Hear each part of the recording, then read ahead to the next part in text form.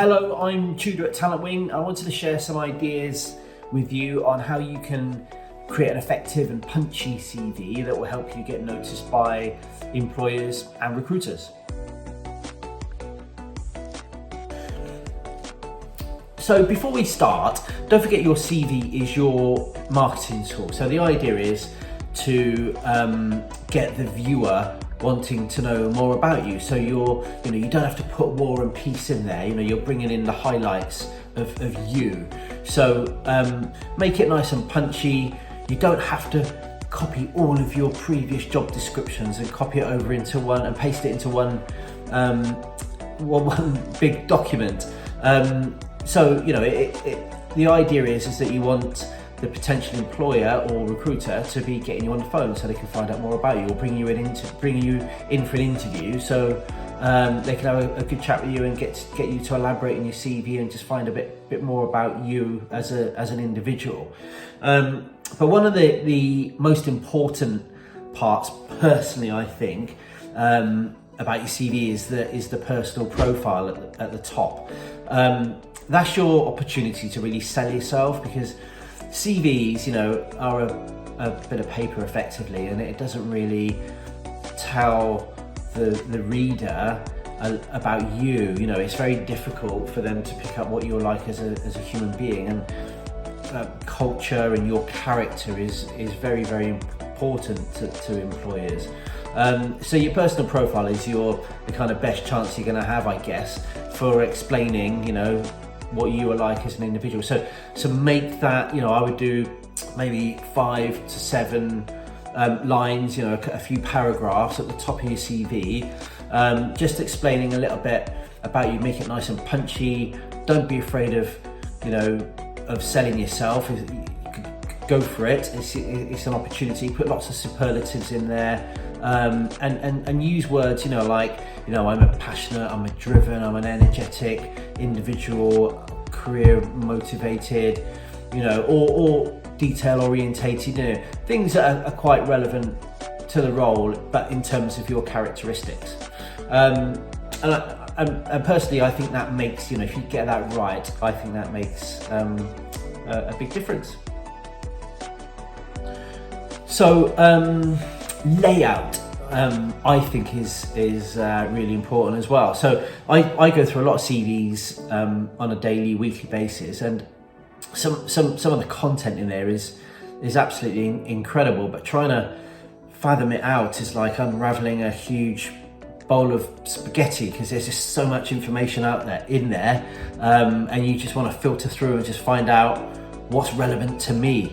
So I would try and make your job summaries nice and concise and punchy. So the way I lay CVs out, or I encourage my candidates to lay CVs out, is by having do it in reverse chronological order. So you're having your most recent role to date. So the way I would do it is say month, year, job title, company, and then a brief summary of your role. So for example, my role was to generate new business to around Europe to high-level senior executives, and then bullet points. So maybe 5-ish bullet points, I would say. So generating new business, cold calling key prospects around Europe, building long-lasting business relationships, for example. Okay, so keep that concise and punchy. So I would have that as your roles and responsibilities. So I have a little subheading, roles and responsibilities, and then the bullets. And then I would have your achievements. And it doesn't matter whether you're sales, technology, marketing, graphic design, anything, I would always put achievements and maybe put 3 to 5 points on there. So in my first year, I generated £500,000 worth of revenue, or I created one of the most prolific bus advertisements in the UK. So yeah, an achievement, and it doesn't have to be huge. It can be just a few significant achievements that you did within that role, because that's what the employer's paying you for, is what you're going to achieve, not just to pay your bills. So make that nice and concise. nice and punchy and easy for the reader to go through. My third point is make your CV like a story. So we spoke about making your CV in reverse chronological order, but I would always state the date. So starting from when you went to maybe your secondary education, when did that start and finish?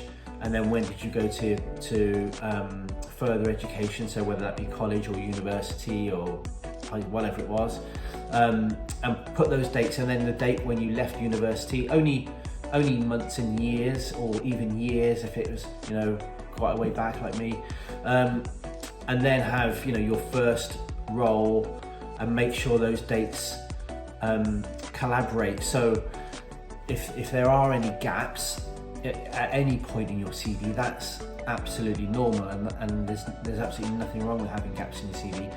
But I would recommend that you need to state what happened in those gaps. You know, were you traveling or caring for a loved one, or you were actually out of work and job hunting? All of those. Well, any gap is it's okay to have gaps, but you need to explain what was going on in that gap, because people reading it can second guess that and get it wrong, you know. So make sure you just kind of make that a nice smooth kind of process. You don't want a year gap in there, because people will just assume the worst, you know.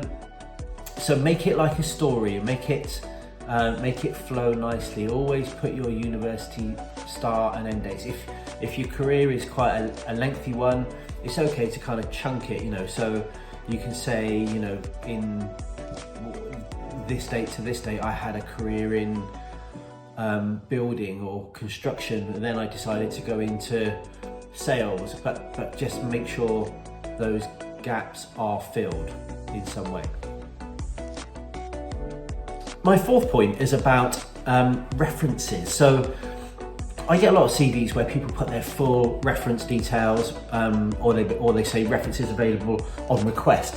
That's great that you get references. It really is great. But you know, we spoke about your CV being your marketing tool. So I think references are kind of a given. You know, your employer will most likely ask for references, but I think you might be a few stages ahead of yourself there. You know, just you really want a nice punchy CV, and then when you go through, you know, you don't forget there's quite a few stages to go through: telephone interview, face-to-face, another face-to-face, potentially others as well, meeting different people on the team.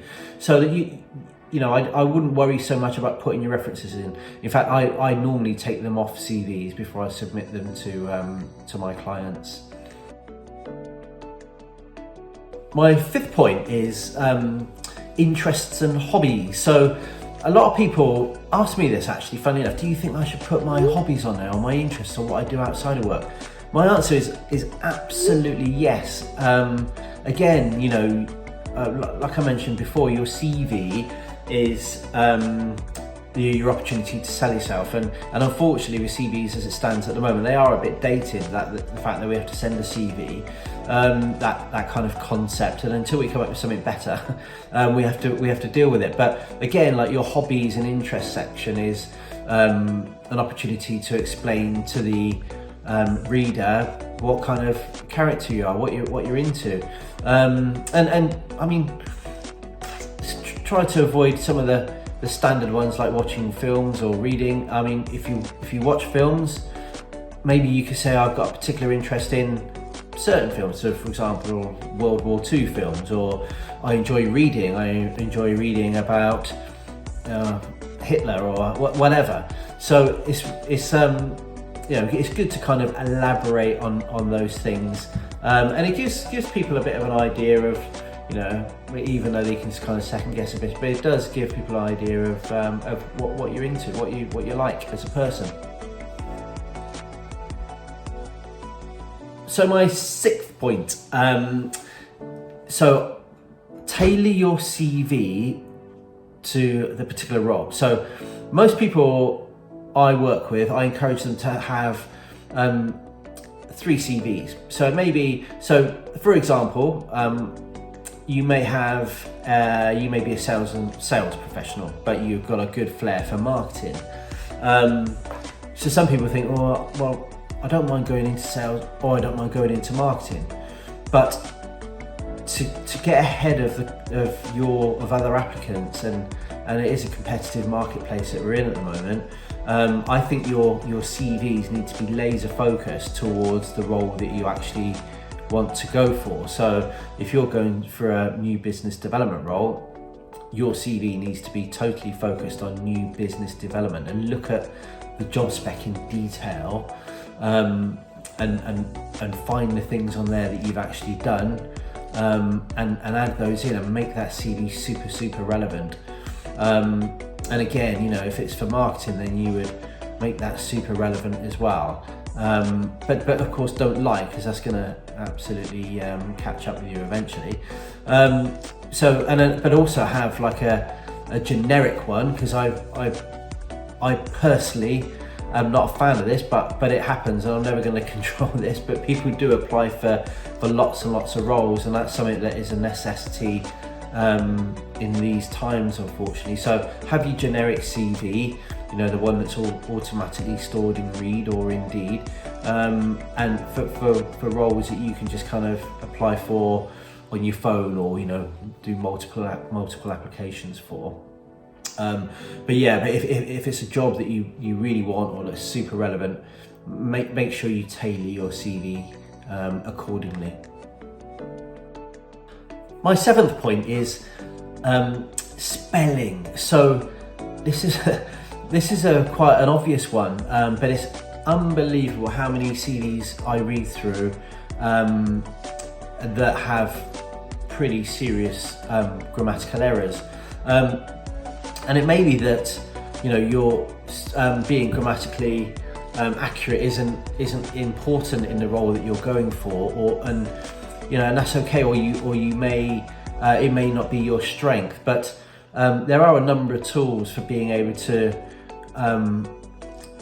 check your spelling. So, you know, Word has a spell check on it, Outlook, there's even things like Grammarly,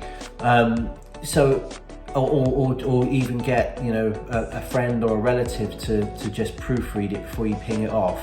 And also you can send it to me. I'm happy to kind of check things through as a screen. But there are you know, it does make a difference. I mean, you might think, oh well, it's not that important for the role I'm going for, but having a nice grammatically correct CV will give you the edge over somebody who's got like relatively same skill set as you, and doesn't have a good spelling on their CV. So I personally think that's quite an important one. Just such a simple thing to be able to rectify. You know, I've seen business managers or pubic relation managers, and it was a bit of a laugh at the time, but it's quite cringy if that goes off to a potential employer, because you put a lot of work into your CV and then you let it down by some kind of, you know, a minor and slightly foolish mistake. So always check your spelling, and there's lots of people around that can do that, and lots of people who can help you as well, I'm sure. So my 8th and final point is about the language. So try to use positive language throughout your CV.